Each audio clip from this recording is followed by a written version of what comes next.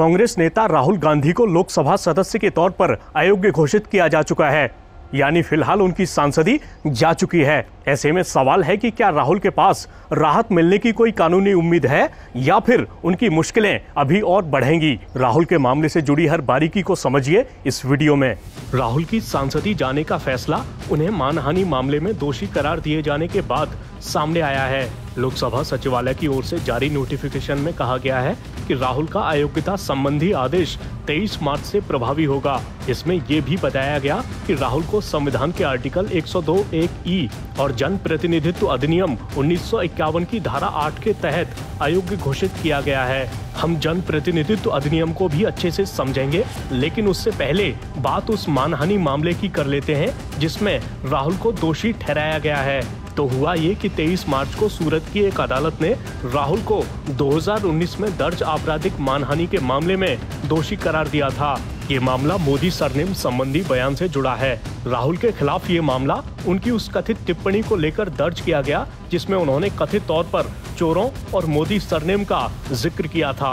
राहुल की इस टिप्पणी के खिलाफ बीजेपी विधायक और गुजरात के पूर्व मंत्री पूर्णेश मोदी ने याचिका दायर की थी। आरोप लगाया गया कि राहुल ने कथित टिप्पणी 2019 के आम चुनाव से पहले कर्नाटक के कोलार में एक जनसभा में की थी। कोर्ट ने कहा कि राहुल के अपराध की गंभीरता इसलिए बढ़ गई क्योंकि संसद सदस्य द्वारा दिए गए भाषण का जनता पर बहुत व्यापक प्रभाव पड़ता है। अदालत ने कहा कि अगर आरोपी को कम सजा दी गई तो इससे जनता में गलत संदेश जाएगा और मानहानि कानून का मकसद पूरा नहीं होगा। अदालत ने राहुल को 2 साल कारावास की सजा सुनाई। हालांकि कोर्ट ने राहुल को जमानत भी दे दी और उनकी सजा के अमल पर 30 दिनों तक के लिए रोक लगा दी ताकि कांग्रेस नेता फैसले को चुनौती दे सकें। अब बात कर लेते हैं जन प्रतिनिधित्व अधिनियम की। इसकी धारा 8 में अयोग्य ठहराए जाने की शर्तें दी हुई हैं।